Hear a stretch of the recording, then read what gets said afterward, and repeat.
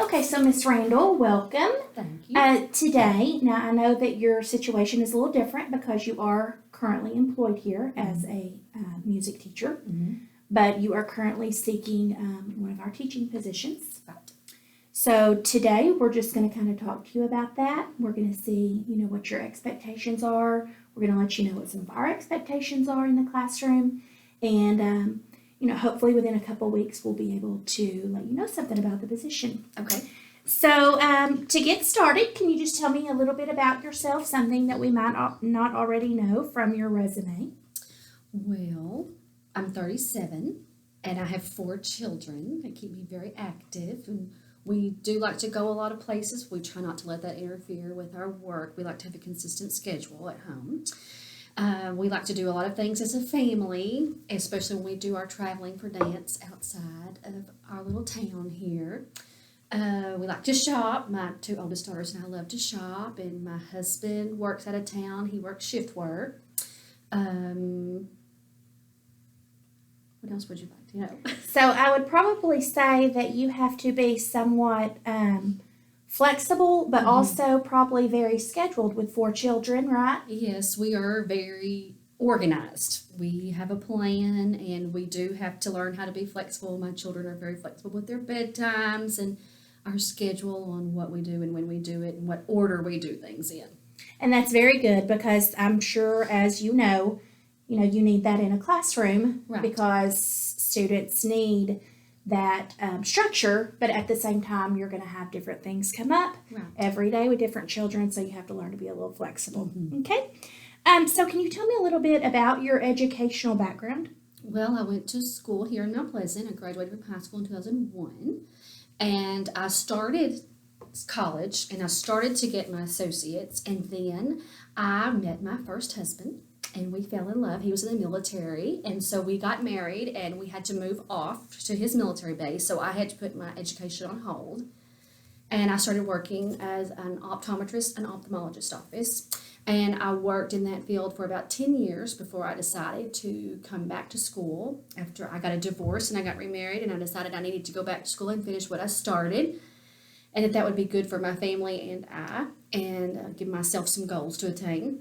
And so I finished with my AC through 6 generalist at Texas A&M at Commerce. In 2017, I graduated, and then I was hired here. All right, great.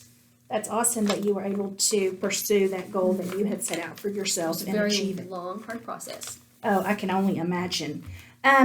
So, I want you to think forward about 5 years from now. Where do you see yourself? What do you hope to be doing? That's a good question. In 5 years from now, I still want to be teaching. I know that this is a job and a career that I love.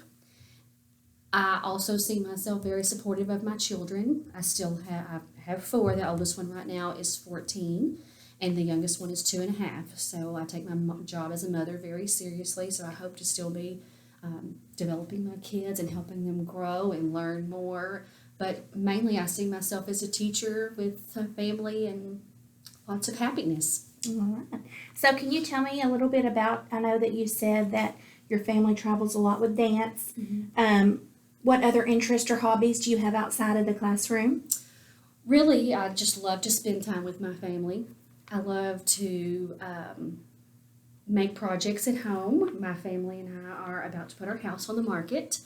So we are very excited that we may be building a new house together, and we've all been shifted our focus from shopping and going and doing things to really doing more things at home and painting and repairing things that we can do, hands-on crafts. And right Well, now, at this phase in our life, that's what we're excited about and doing. I have built 2 and I've remodeled 3 or 4. So, if you need any references or Okay. ideas, you just let me know and I'll be glad to share with you. All right. Okay, so as I talked to you on the phone, we do have a couple of positions that, are available.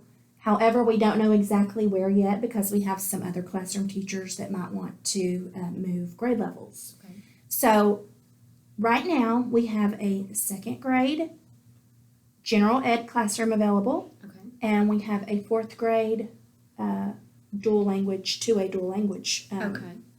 classroom available. Now, are you familiar with the way that our school is set up and how each grade level is designed? Generally, I have an overall broad view of that, but I would really like for you to explain that to me a little bit more so I will understand what to expect, especially since the two positions are Okay, not different. the same. Right. Okay, so we're obviously a kindergarten through fourth grade campus, and we are a two-way dual language campus, which means that some of our kids, you have two sets of kids. You have English native learners and Spanish native learners, and they each learn the other language. And then we also have a one-way where it's just Spanish learners that are learning each language. And then we have gen ed classrooms or general education classroom where it's just English learners learning English. So our K2, excuse me, classroom is set up where we have two different sets of two-way dual language teachers. So we'll have an English teacher and a Spanish teacher, and those students will go to, the English students will be in English language arts while the Spanish students are in Spanish language arts. And then in the afternoons, they pair up with their partners, and one group will learn math and English, while the other group is learning Spanish and Spanish science and social studies. And then those groups switch. Okay, so they're getting language arts in their home language, and then they're getting math in English, science, and social studies in Spanish. Okay. Now, when they get to second grade, it's still designed like that, it's set up like that, but when they get to second grade, they are actually, the English learners are learning English language arts and Spanish language arts, as well as the Spanish learners are learning Spanish language arts and English language arts. Okay, then when we get to third grade, right now this year, they are set up the same way, where we have two-way dual language classrooms. It's set up just like second grade. That could be changing next year. Okay. We're noticing that some of our kids are getting out of the dual language program just because it's a little too much for some of them to handle. And so some of those numbers are dwindling, and we don't know if next year we'll have two-ways in third grade. It might only be one. Okay. If that's the case, it could likely be set up like we have fourth grade this year. Fourth grade, we have one two-way dual language classroom, and then we have one-way, and then we also have two general education classrooms. Okay. So the way that works is our one-way students, which when it's one way, that's just your Spanish speakers. Okay, they're getting language arts in Spanish from a Spanish teacher, and then they go to an English teacher for their math. Okay, and their science and social studies is combined with their language arts, and they try to bring it into math as well. Okay, the two-way students, they have an English language arts teacher, and they also have a Spanish language arts teacher, which the Spanish students are doing the same thing. They have a Spanish language arts teacher and an English language arts teacher, and then they go to another teacher for math and English. And again, their science and social studies is all combined. So all math from K through fourth is all taught in English? Yes. Okay. Yes. And then we also have a general education where we have a team teachers where one teaches math and one teaches language arts and writing, and those students just switch teachers. Okay. Okay? I know it's a lot to take in. Yes. It can be very confusing. Yes. But once you get the hang of it, it works, and it works for the kids. So, Can you remind me again which positions as of right now? You said you had second grade. the second grade general education, okay. which means you would just have English students. You would be self-contained. You would teach them Okay. all subjects. Okay. The fourth grade is a dual language. Okay. It would be the language arts part. Okay. So you would be teaching two different groups, English language arts. Okay. Okay. Thank you. All right. Any more questions about that right now? Can you tell me what kind of duties I might have outside of that Okay. classroom? So here we are very fortunate because we have several paraprofessionals that help us with most of our before school, during school, and after school duties. Okay. Our teachers are required to be here by 7:30. They are to be in the gym at 7:35, and then we have a morning assembly, which incorporates the whole student body and all the classroom teachers. And they come in and they have the pledges. They have a moment of silence. They do some exercise videos, because with our specials rotation, they don't get the 45 minutes daily that they need of their physical education. Okay. So we can use that and incorporate that into that. So we're meeting Okay. the state requirements. Then we leave the gym usually about 7:50, 7:55. You'll take them to your classroom. The actual attendance bell starts at 8 o'clock. Mhm. And then you will have a 45-minute conference period. You will also have a 45-minute duty-free lunch. Okay. And then when your students are at recess for 30 minutes, you will have a rotation with your team. Okay. So every other week, you will have recess duty. And then afterwards, second through fourth grade, after school, they stay in their room with the bus students while we have other people cover their car duties. Okay. And most of the bus riders are usually gone by about 3:30, because Okay. the bell dismisses at 3:15. Okay. So about 3:30, 3:40, most of the bus riders are gone. And then if you have all of your responsibilities taken care of, you can leave campus at 3:45. Okay. So the actual work day is 7:35 for the teacher to be in the gym, be in the building at 7:30, 7:35 in the gym, and then you can leave as early as 3:45. Okay. Except for on Wednesdays, those are our team planning days, and on those days, the grade levels meet and they plan until 4:30 on Wednesdays. Okay. Okay. Is Wednesday always the set day? Is there ever an option to change to a different day of the week if the team agrees to it? Right, with as long as you have permission, from the office, if y'all have something coming up that interferes on that week, it's okay if you switch days. Just let us know ahead of time, and because a lot of times myself or the assistant principal will come in, and just see how y'all are doing, see if you need any assistance with anything, if you have any questions. So that way we know if you're on a different day and we want to, pop into your Okay. team meeting, then we know what day you'd be meeting. And we also ask that the team leader take notes of the meeting and they turn that into the assistant principal. That way we just keep track, of what to expect when we do a walkthrough or we have a formal observation. Okay. I have one more question. Yes. I have 4 children, and my mother and my husband help us get all to school in the mornings, but there are rare occasions where I may have to take all 4 children myself that day, and I may be not able to get here until 7:35.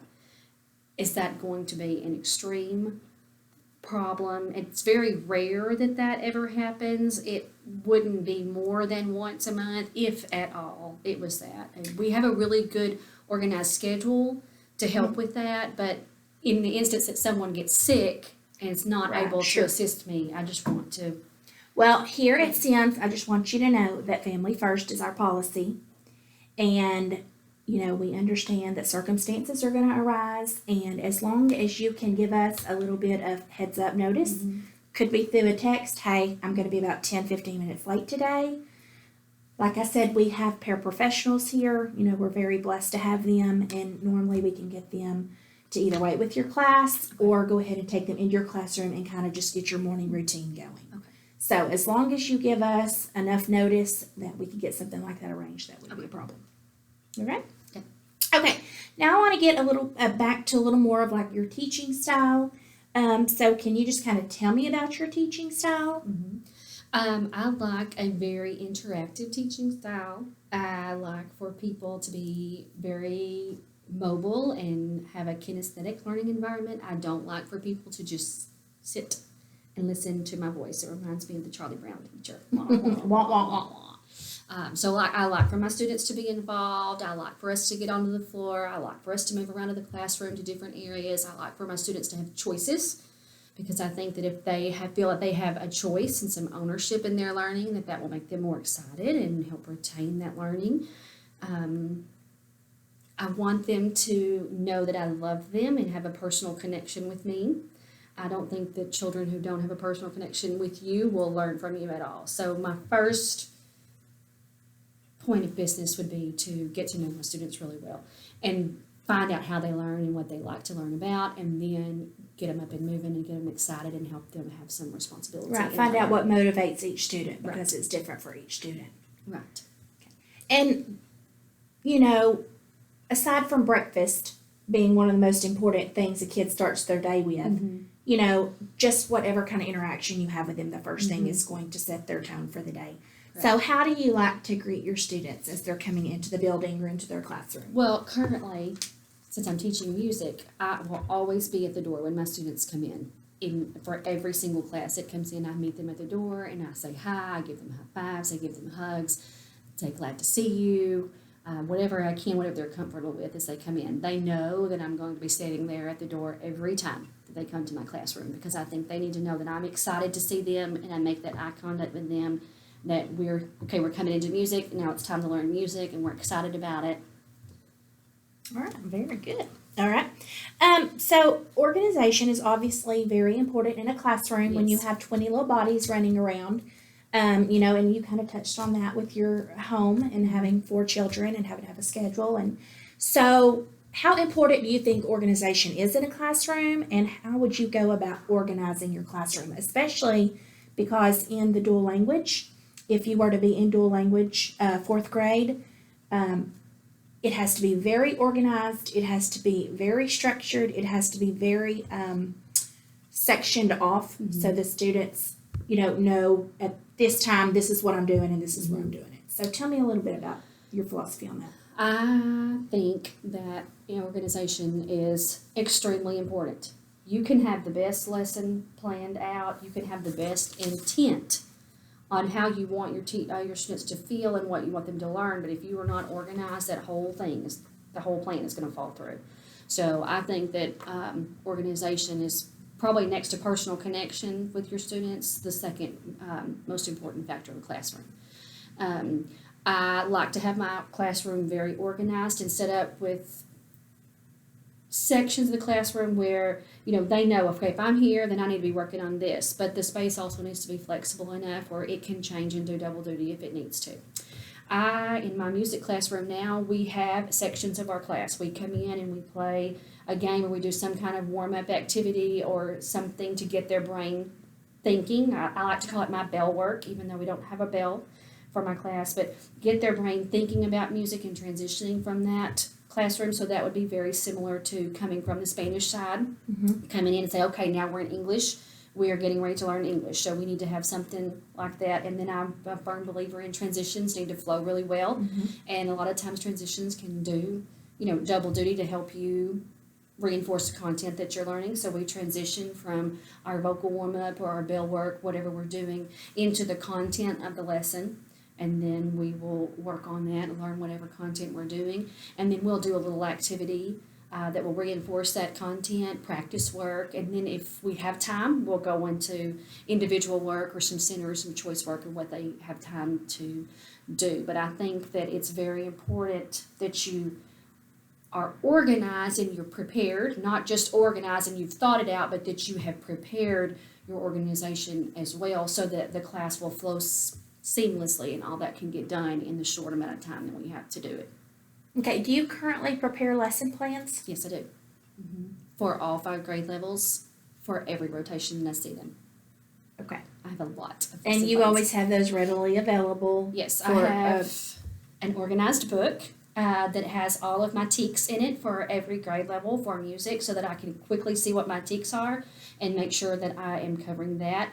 I also created a data sheet for all of my grade levels that as I teach a TEK, it's broken down into my 4 TEK sections. As I teach a TEK to a grade level and I've covered that content and I feel my students are grasping that content enough for us to move on, I color out that bubble, say, okay, we've taught that. I've got in that binder also, it's broken down by grade. So I don't plan my lessons by week, I plan my lessons by rotation. So because I don't see them every day on a weekly basis, I'll see them once every 6 days. So instead of putting like week 1, I have rotation 1 for kindergarten, and it goes all the way through 29 because this year we have 29 rotations. And so that goes in consecutive order, and I also do the at the bottom lesson reflections. So after I do that lesson every year, I reflect, say, okay, I need to add this next year. This is I what need to, worked, this is what didn't worked, this did work. not, I need to take that out. If I know that some of those dual language classes are higher and will learn at a faster rate than some of the gen ed classrooms, because populations in the classroom are different, then I might give ideas for extension, like, okay, this class got this really quickly, so next year if I need an extension, I can add this in if I have extra time. And then I also have notes in there on if students, there are certain students in that grade that have 504s, or if they have any medical problems, all of that is in that grade, in that book with that. Okay, that's very good. Sounds like you're very organized, very prepared. So tell me a little bit about what qualities do you think make a great teacher? I think the first quality that you have to be a good teacher is that you have to be relatable to your students. So if you're not connected with your students, they are not going to learn from you. You have to be relatable to a lot of different personalities and a lot of different socioeconomic backgrounds. And then I think that you need to be organized and well prepared, and I think you have to be flexible. I think a good teacher will always be flexible and self-reflective to say, okay, I thought this was going to work great and it didn't work great and it bombed, and that's okay, and we can go back and we can fix it and we can try again. But if you are relatable and you're organized and you're flexible but you don't self-reflect, then I don't think any of that's going to ever get better. Right. If you want to be a progressive teacher where you're constantly refining your skills, I think that you need to be self-reflective. So those are the 4 things I would say. And above all, just love kids. Because Mhm. if you love kids, then everything else, and you do everything with them in mind, everything else will fall Yeah. into place. So how do you motivate your students to become active learners in your classroom? If you have a kid that, maybe he's having a bad day, or you have a kid that, is just sometimes defiant and they Mhm. don't want to do what you want them to do. How do you motivate them? I have a lot of kids that way, and I really don't have that. I'm fortunate that I have not had that many problems with children coming into my class not motivated to learn. There are a few exceptions.